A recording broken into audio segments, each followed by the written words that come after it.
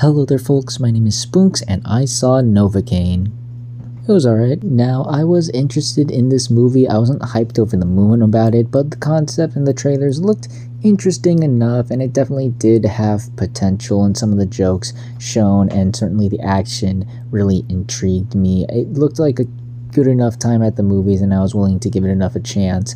But while I can't say it was a great movie, I can't say it's a bad movie either. It's a fine, okay enough movie. If anyone asks you to go see it, you wouldn't hate yourself. It's just nothing to rush out to see. Easily the best thing about this is Jack Quaid. He does a really great job playing this character. He's really charming, likable, and he really sells the comedy, the deadpan nature of him, because he has this condition, which is actually real, by the way. Look it up, where he cannot feel pain, and the way he delivers the comedy is excellent. He definitely brings a lot of the boys comedic chops here, and also he really does a good job with the action sequences here. He makes for a really solid, every man getting into this crazy situation. He really delivers on the action sequences. Speaking of the action sequences, those are also really well done. They're very violent, gory, bloody. If you're very, very squeamish, I'd recommend maybe seeing this with a buddy so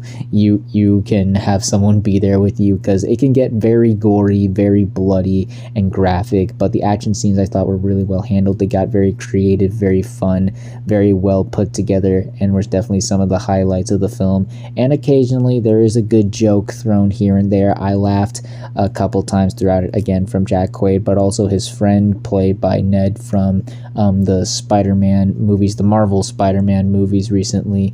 He was a very funny comic relief, and there's a reveal about him that is sprinkled throughout the movie that I thought was pretty funny. And I also want to say that the romance angle actually surprisingly worked for me, because the movie starts off as a bit of a rom-com in that sense, and the chemistry between Jack Quaid and Amber Midthunder was really excellent. I felt the connection, and they really played off of each other very well and made for the conflict even more interesting. And you definitely do want to see these two end up together, and you understand why Nathan Cain wants to get the girl back. As for my negatives, I will say the story ain't nothing to write home about. It's a typical every man tries to save the love of his life story. There is a reveal that does shake things up a bit halfway through, but that's about it really. For some reason, every time the movie feels like it's building up its momentum and always on the move, it kind of slows down every couple minutes, and I get that we need to slow down to establish character moments and make these characters more developed, but for some reason this movie felt like it was always on the move, and then just stopped and took a long breath. It never felt consistent or had a lot of momentum to it, so it was always in this stop go for me, and I wish it just kept the momentum going, because whenever it was all about Nathan Cain trying to save the girl and getting into these ridiculous situations and doing everything he can to just get out of it with his advantage of not feeling pain, that was really interesting, that was exciting. But whenever we focus on the actual plot and the villains and the cops and the other side characters, the movie just really became kind of boring and uninteresting. Speaking of those side characters, I just didn't really care for a lot of them. They weren't as interesting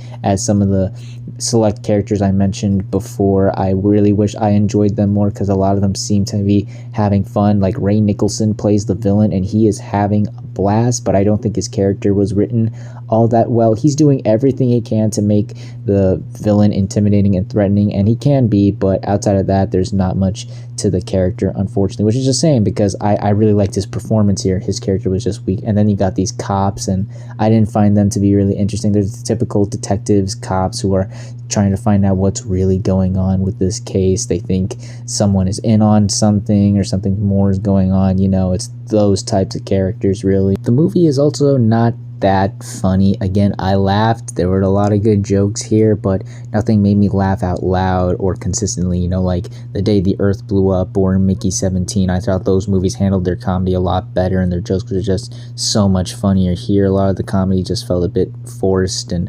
awkward. Again, I wasn't groaning or like the movie was painfully unfunny, but I wish it brought the A game that the other joke, that half of the jokes brought here than the other half, because when a joke hits, it definitely hits, but when it falls, it definitely falls. And it's also one of those movies that recently I feel like it's starting to become a trend now, where it feels like it should be wrapping up. The movie feels like it's ending, but it decides to go on for another 20 minutes and it becomes even longer than it should. It overstayed its welcome. This could have been an easy 90 minutes, but it's wanted to be extra and decided to be, no, we can go aim for like 2 hours. That's doable. We have enough here. And you don't. It would have been better off and stronger, in my opinion, if it ended where I thought it was going to end. But by extending it, it kind of made the movie, like I said, overstay the welcome, and I wanted it to like get to the finish line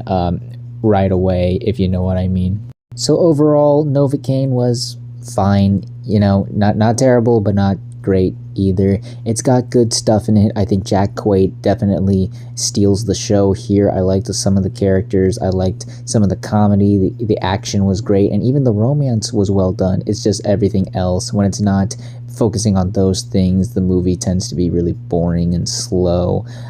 You know, when it focuses on the story, it's very basic. Some of the side characters aren't that interesting. The comedy can be hit or miss, and it overstayed its welcome. It's one of those movies that I think you could probably wait for streaming, but if the trailer really interested you and you like everything you're seeing, it's not like the end of the world if you decide to go see it at the theater. I don't think you would feel like you wasted your time. You'll definitely get what you want out of it. As for me, it's not a big recommendation. I thought it was fine. Nothing good, but nothing horrible either. So those are my thoughts on Novocaine. What did you all think of it? If you've seen it, did you like it? Did you hate it? Comment down below and let me. If you like this video, hit the like button. If you like this channel, hit the subscribe button. Follow me on all the social media links at the end of the video. And until next time, everyone, stay sharp.